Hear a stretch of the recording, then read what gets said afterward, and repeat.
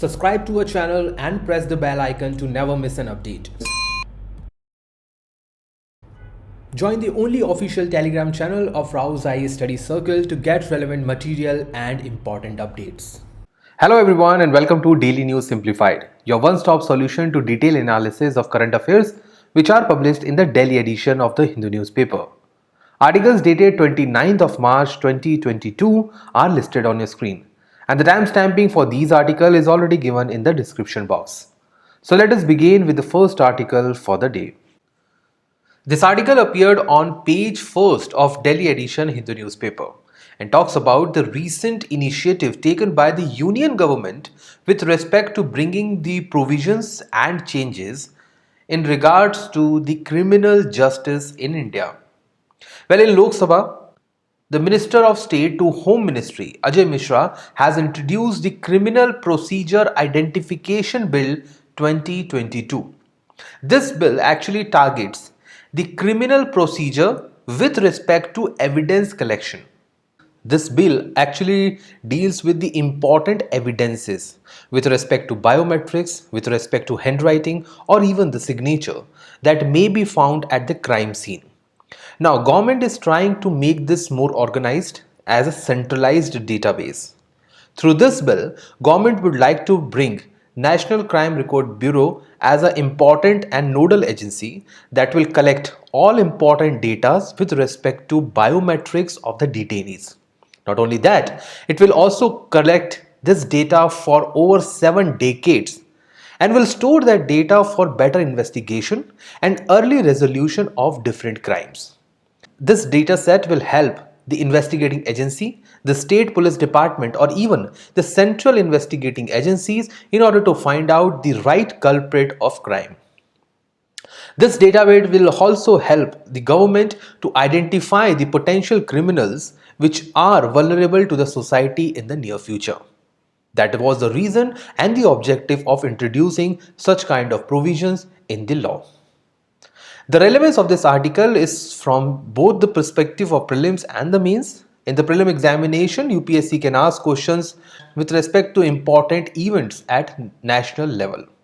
In GS paper 2 in the mains examination, it is important under the conduct of business of parliament and the state legislation.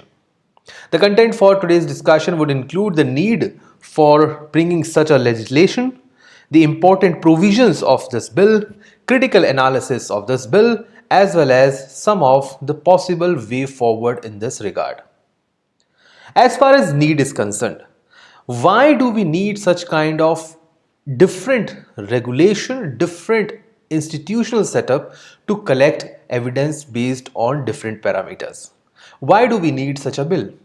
The first one is that the current investigating procedure in India is influenced by many forces, such as the institutional influences, political patronage, financial patronage, or even the global burden on certain cases. You must have known the case of Italian Marine in this regard. Sometimes the political patronage does not allow the investigating agencies to go deeper into the case, find better evidences, and prove the culprit as the criminal. Then we have the other issue that only cognizable cases are handed over by the police officer in suo motu mode. The cases which are non-cognizable cannot be taken by the police officer in suo motu mode or on their own. In non-cognizable offence, they require an arrest warrant from the magistrate that ultimately delays the investigating power of these authorities. Now, when such kind of bill is passed, the investigating agencies will have more power, they will have more evidences, they will have already established data set in order to identify the culprits in easiest possible manner. More investigating officers are working on single case across India. This is a normal problem found in the investigating procedure or governance in India. Evidence-based investigation is quite low in India vis-a-vis the Western countries. In Western countries, it is the duty of the investigating officer to find out the evidences through different means, including the centralized database that is missing in India. So those officers in Western countries utilize the already established data set in order to find out better evidences against the criminals. That is not possible in India. And too many officers working on the single case also leaves little space for better investigating governance. Judiciary also take its part. So in most of the cases, judiciary brings their own hand and try to interfere in the proceeding or the investigating policing. Once a centralized database will be established, it would be easier for judiciary as well as for the police departments to investigate a case in a better manner. As of now, India does not have any centralized database in order to bring culprits to justice. And lastly, India's previous act, that is Identification of Prisoners Act 1920, is very limited in its approach. First of all, it does not have any biometrics, or it does not have all the criminals under its ambit, not even the preventive detention detainees. So all these reasons combine together to bring a particular bill by the government in this Lok Sabha session.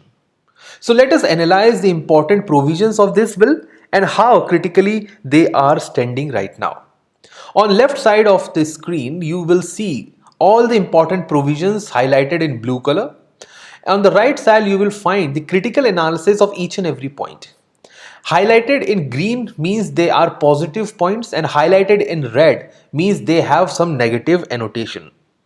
The first important provision of the bill says that it will allow the police and the other prisoners authority to collect, store as well as analyze physical as well as biological samples. And this will also include the retina and iris scan. In simple meaning, it means that it will go beyond the current evidence basis on fingerprinting. The best benefit of this is that it is already utilized in the advanced countries for the investigating policing.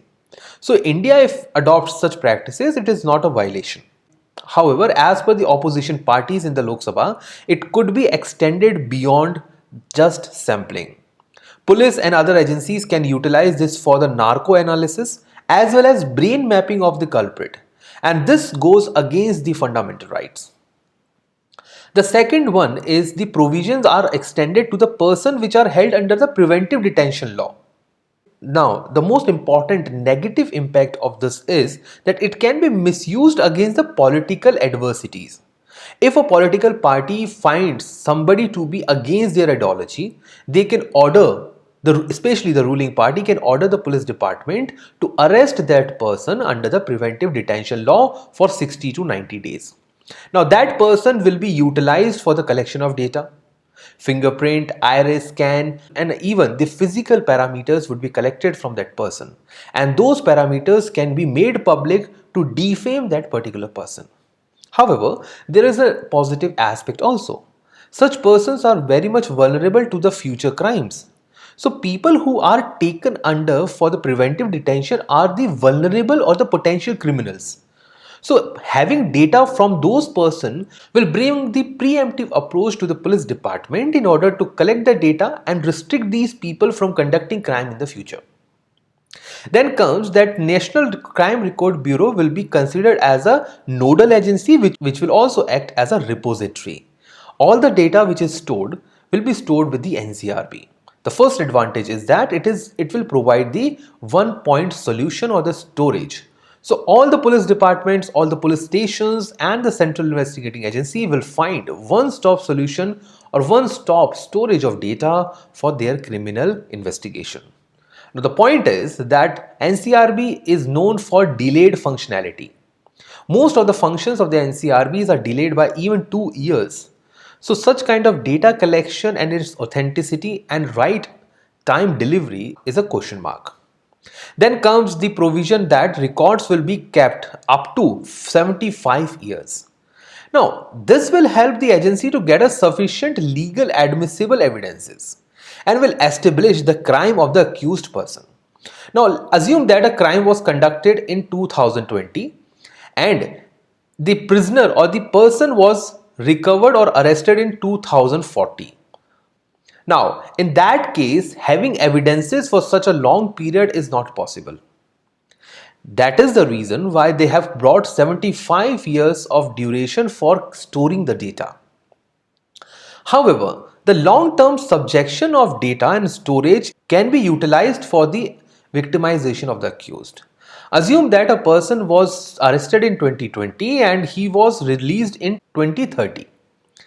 Now, even after that, if his data is not destroyed, that is subjected to misuse, then the duration is actually illogical, because no crime or no criminal is going to have a criminal record of 75 years. It is based on the illogical grounds, especially the illogical ethical ground. A person who has conducted a crime at the age of 20 will be subjected to 75 more years of storage of data simply means that he will be under surveillance till the age of 95. The another provision is that even it includes the handwriting and the signature of a person. It is good to include more amount of variables in order to identify a person. However, it is very hard to establish when such evidences are subjected to alteration. A literate person may change his or her signature anytime. And secondly, it is only subjected to people who are literate. Illiterate people who cannot write, who cannot sign, will have limitation as far as this data collection is concerned. The other provision says that if no criminal background is found of a person, the record will be destroyed. However, no agency has been designated in this regard in order to destroy the evidences. Now, this will prevent the frequent harassment or the further harassment of the culprit. If he or she is let scot-free or no charge has been proved against them, it is good that their data will be destroyed. However, lack of rules on privacy and its protection, complete erasing of data is questionable. The next provision says that this bill will repeal or completely remove the Identification of Prisoners Act 1920. Why? Because this act has become obsolete. So bringing a new law to remove the obsolete rules and laws is a welcome step. The actual law has been expanded in its approach also, because now the bill is talking about even the biometrics, which was not the case in the previous law. The last important provision says that it empowers the magistrate or the judicial magistrate to direct any person to give a measurements and empowers the police or the prisoner officer to take the measurements of any person who resists or refuses to give the measurement. This is the most controversial point of this bill, because this gives the overruling power to the police authorities or the person designated by the judicial officer to harass the criminals at their own choice. So even after the refusal by the criminals or even after resistance, this kind of measurements or evidences could be collected by the authorities. The first important negative aspect is that it will keep the bureaucracy under the hold of political patronage. As police officers have more powers and politicians have more powers over the police officers, the criminals will be subjected to more harassment. The forced statement itself and the collection of data would bring trust deficit between the authorities and the citizens. It also goes against the fundamental right 20, which says that no person or accused of any offense will be compelled to witness against himself. Now, this provision goes completely against the fundamental right 20 clause 3. But the one important clause which makes it a positive note is that it will make investigation faster and more easier. Because most of the time when accused refuses to bring any evidences, police find itself to be in a hard position to solve the case as early as possible. Now, given all these conditions, it is hard to find out the possible way forward in this short duration. However, three important way forwards could be followed. The first one is that government could go through the Malimat Committee report on justice system or judicial system in India. The second one would be that evidence-based investigation should be followed. New laws should be bring, new legislation should be brought. However, they should be followed or based on the principle of fundamental rights under Article 20, Clause 3. And lastly, government should also look into the K.S. Puttaswamy case, where the right to privacy was upheld by the Supreme Court. And right to privacy for the criminals are also important, or for the culprits are also important in equal manner. With this discussion in place, now I will leave you with this question to practice for the mains examination. This is a very important topic for your mains examination, hence it is desirable that you should utilize the discussion that we have conducted by now in order to frame an answer in about 250 words. With this discussion, let us now move to the next article for the day. This article appeared on page 16th of Delhi edition Hindu newspaper and talks about India's rising export of jewellery, especially the gold and silver jewellery, to United Arab Emirates. Now, this is part of India's free trade agreement or comprehensive economic partnership agreement with UAE. And India is looking to touch almost $10 billion of jewellery exports to UAE in the coming time. Now, UAE accounts almost 26% of gems and jewellery exports of India, which is one of the highest. Now, from the perspective of UPSC examination, it is important that we should have clear idea about India's gold exports as well as India's gold imports with other merchandise in India's trade basket. As far as gold is concerned, well, India is among the world's two largest gold consumer. India and China are two gold consumers in the world. The position remains more or less same. However, there might be as a case where you will find India on the top position or China on the top position because the margin between both these nations is very small. In financial year 2021, the total gems and jewelry exports amounted around $26 billion. India is also exporting a high value of polished diamonds to the other countries, and it accounts almost 64% of total gems and jewelry exports. Now, India's exports for gems and jewelry accounts US, Europe, Japan, China, and now the UAE also. Government of India since 2019 in the next 5 years is aiming to bring almost $80 billion of export from the jewelry sector. Now, in India, Gems and Jewellery Export Promotion Council or GJEPC undertakes the promotional activity for gold exports. They also talks about the international jewelry shows, sending and hosting trade delegations, and sustaining and maintaining India's image as world's top importer and exporter of jewelry. Now, the data which is given on this screen is slightly different from what is published in the Economic Survey. Economic Survey publishes the data of gems and jewelry and gold separately. That is the reason why we will find a slight discrepancy in what this data on this screen is given and what the data on this screen is given.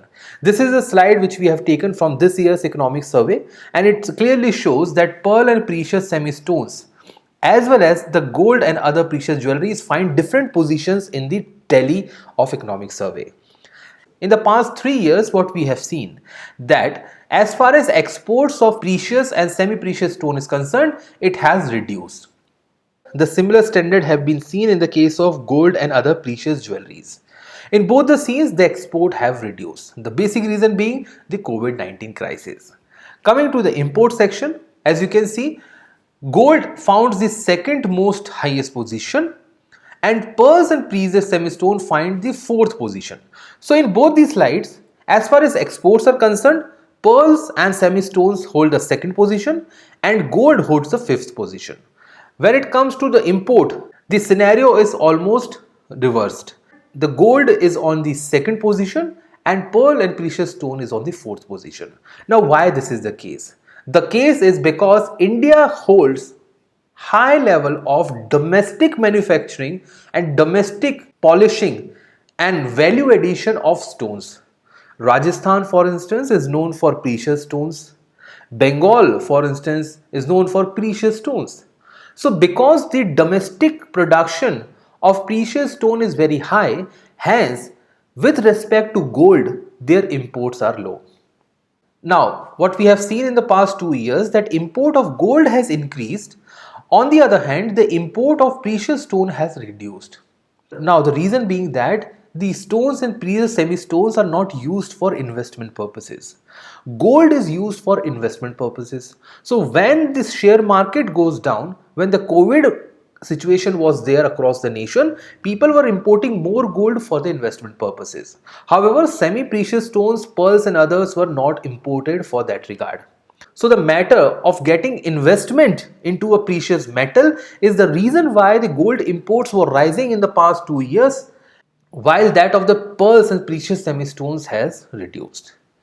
With this discussion in place, now I will leave you with this question to practice. Read this question carefully and answer in the comment box.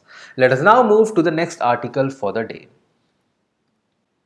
This article appeared on page 8 of Delhi edition Hindu newspaper and talks about the sub-regional grouping of BIMSTEC and why this organization should get back on its course. BIMSTEC is a South Asia and Southeast Asia collaborative organization that was created in 1997 in order to bring a cooperation between two different regions of Asia. Now, this organization does not have Pakistan.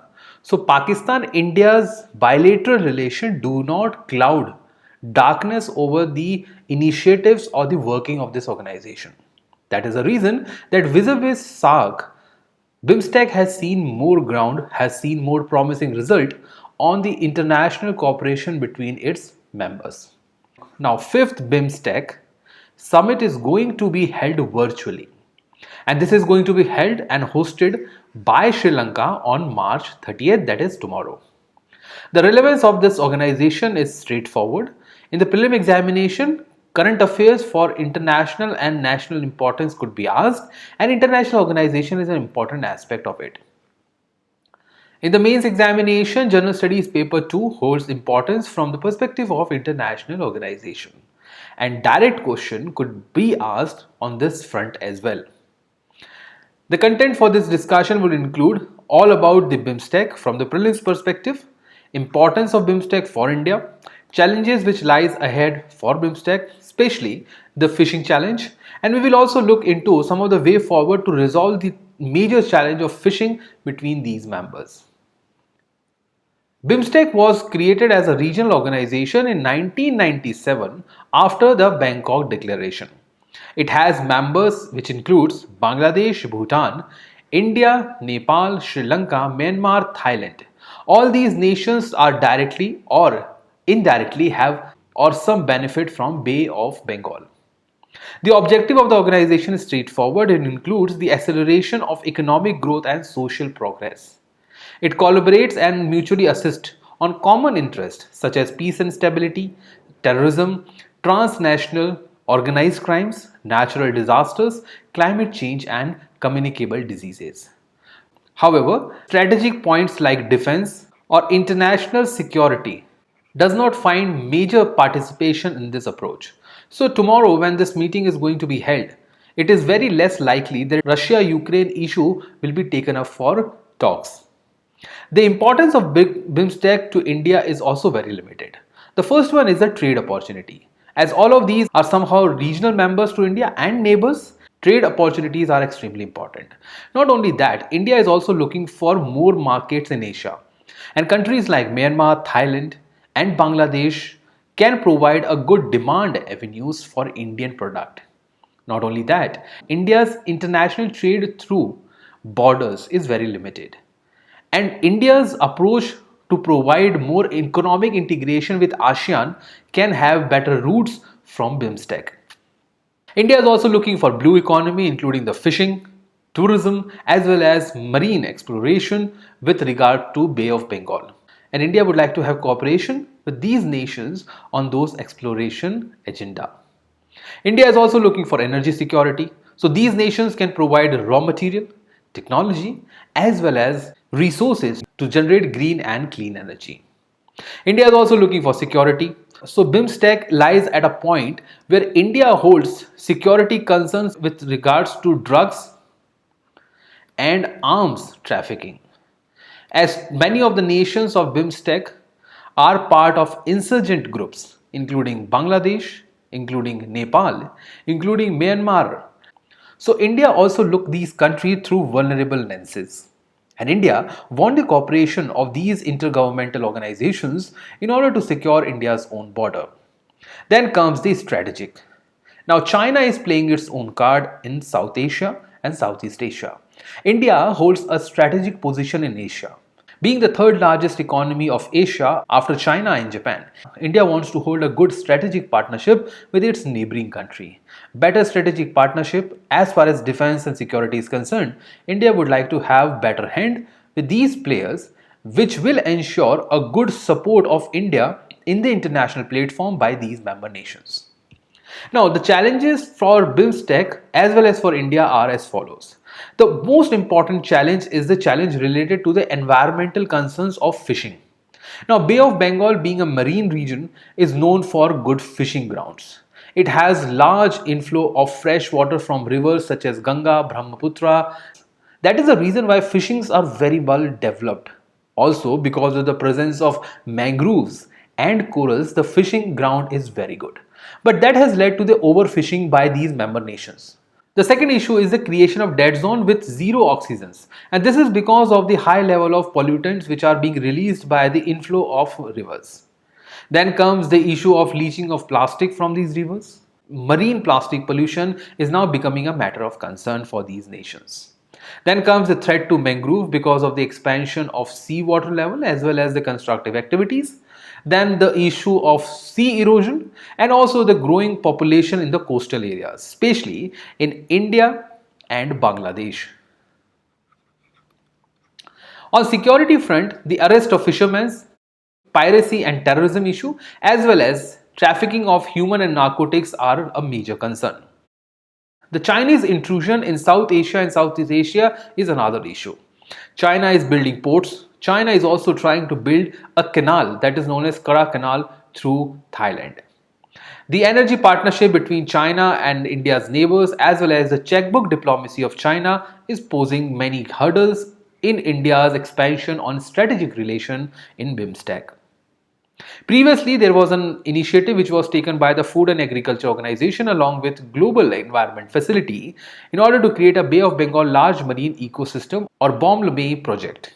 Under this project, sustainable fishing along with reduction of marine pollution would have been provided to almost 40 crore people who are living in these coastal areas of Bay of Bengal. This is a very nice initiative and should provide at least some solution to the fishing challenges of these nations.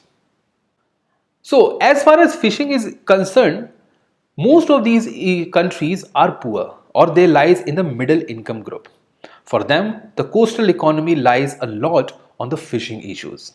If fishing is not resolved, these member countries will not be in a position to upgrade their economic ties to the higher level, maybe to the free trade agreement. So, the possible way forwards to resolve the fishing issues are as follows. The first one is that they should create a regional mechanism for coordinated activity. Single rule, single mechanism for all maritime issues. They should bring and talk about the sustainable fishing methods, removing the large trawl activities in the deep oceans. Then they should also go with the scientific research for sustainable fishing.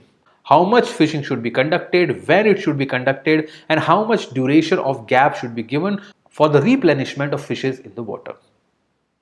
Regional protocols should be created and they should be followed in letter and spirit. Regional fishing vessels registry system should be allowed in order to prevent the fishermen from being arrested. Now, what happens normally is that when fishermen enters into the territorial waters of the other nations, unknowingly or by mistake, they are normally caught by the authorities. But when we have a regional fishing registry system, the vessels which are entering to the other water will have a particular identity and they will be resolved very soon without any arrest. Then, laws and policies of the littoral states. Littoral here means which are sharing the border. Nepal and Bhutan are not concerned in this matter. So, laws and policies of the littoral states should be harmonized and humanitarian treatment to the fishermen should be given. When fishermen are happy, they will create more economic development to these nations. Secondary and tertiary processing of the fishing product will definitely help all these nations to create a deeper economic presence in other part of Asia as well as globe overall. With this discussion in place, let us now move to the last article for today. This article appeared in the text and context part of the Hindu newspaper.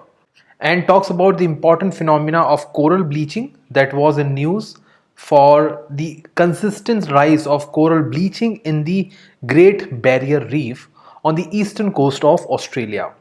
Now, Great Barrier Reef is the largest natural ecosystem ever found on this planet. The Great Barrier Reef is also under the Natural Heritage and it also finds in the UNESCO's list. However, over the past 6 years, it has been observed that this area has been subjected to mass bleaching fourth time consistently. And that is the reason why this article was published in the newspaper.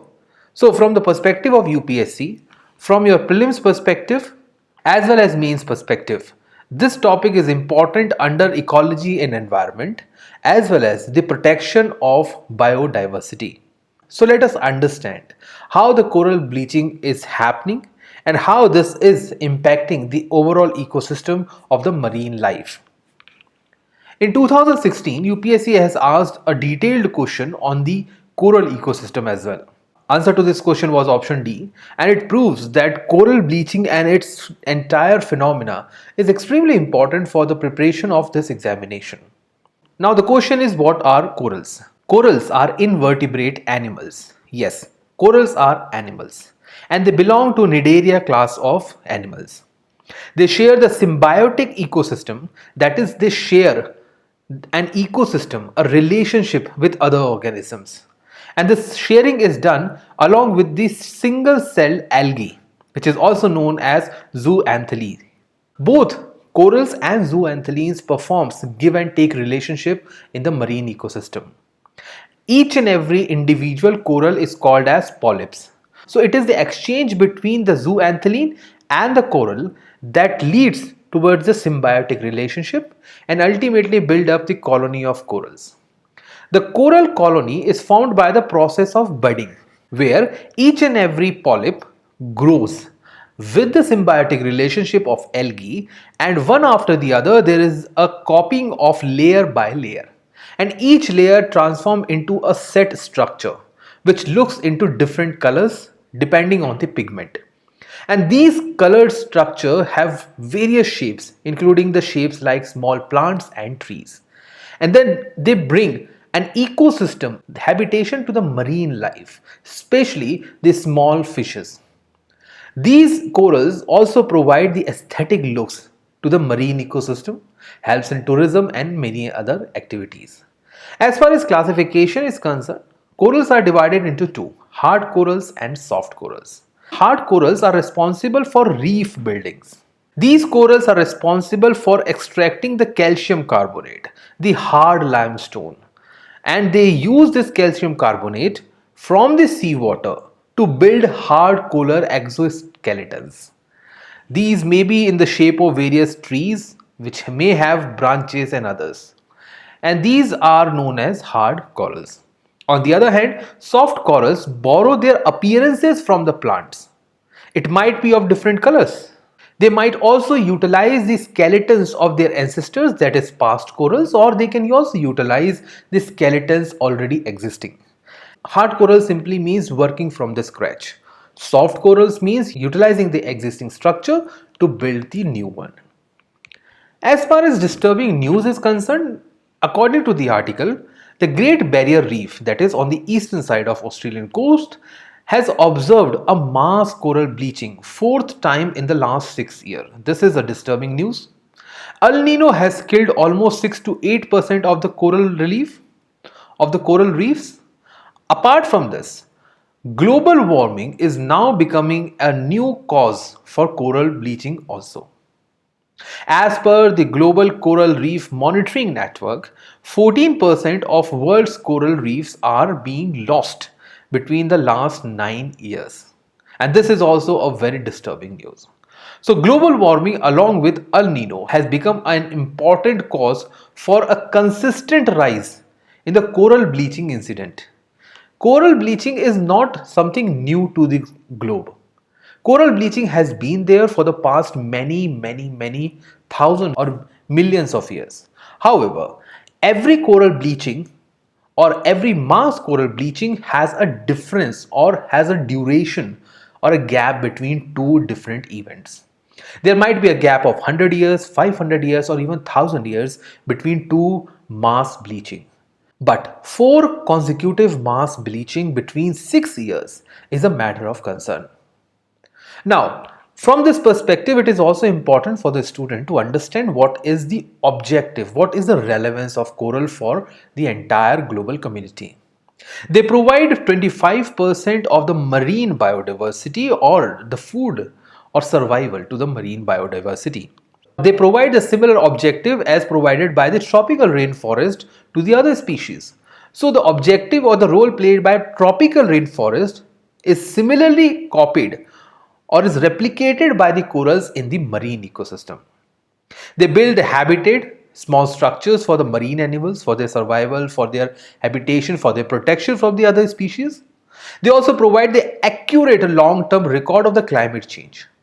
So, corals and their building or their bleaching can tell us that what was the exact period when the previous bleaching took place because of the global warming. They support the global fishing industry because corals, wherever we find more corals, we find more fishing. And these more fishings provide economic activities to the human. They promote the tourism activity as they provide the aesthetic lookings underwater, such as divings and guidings. And they provide definitely the protection from the storms and the waves in the oceans. However, they are not strong to provide protection from tsunami because they are very small structures to provide any such protection. As you can see from this diagram, this is the first initial stage, or we can say the healthy stage of a coral. Because of stress, the stress may be because of rising temperature, it may be because of polluted water, or it may be because of the extraction or releasing of chemicals into the water. Now what happens is that the algae which is attached to these corals start losing their ground. They start dying, and when they start dying, the food available to the corals reduces. The reduced coral food causes the bleaching of the coral. And bleaching here simply means the loss of pigmentation or the colors. As you can see in the image second, there is a beginning of loss to the corals. And ultimately all the green and yellow color is lost from the coral trees, from the coral itself. And when a coral is bleached, a person will find white color background in these small coral colonies underwater. The causes of coral includes the high rising seawater. We already have listed two reasons behind this. The first one is El Nino, which is a natural phenomena, and the second one is the rising global warming. Then is the change in the seawater chemistry. This may be due to ocean acidification or its pollution. Then there is a runoff or the pollution storm, which also causes dismantling between the symbiotic relation. Then we have the increasing of sediments in the seawater. More sediments actually buried the surviving corals underwater. So more sand or sediments, when they arrive into the ocean water, what happens is that they settled over these corals. They reduces the symbiotic relationship.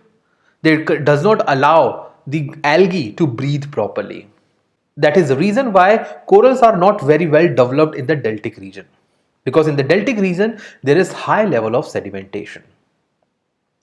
Mining and burning of coal, which pollutes the air and the water, also is a rising concern. And lastly, we have the issue of deep water trawling for fishing purposes.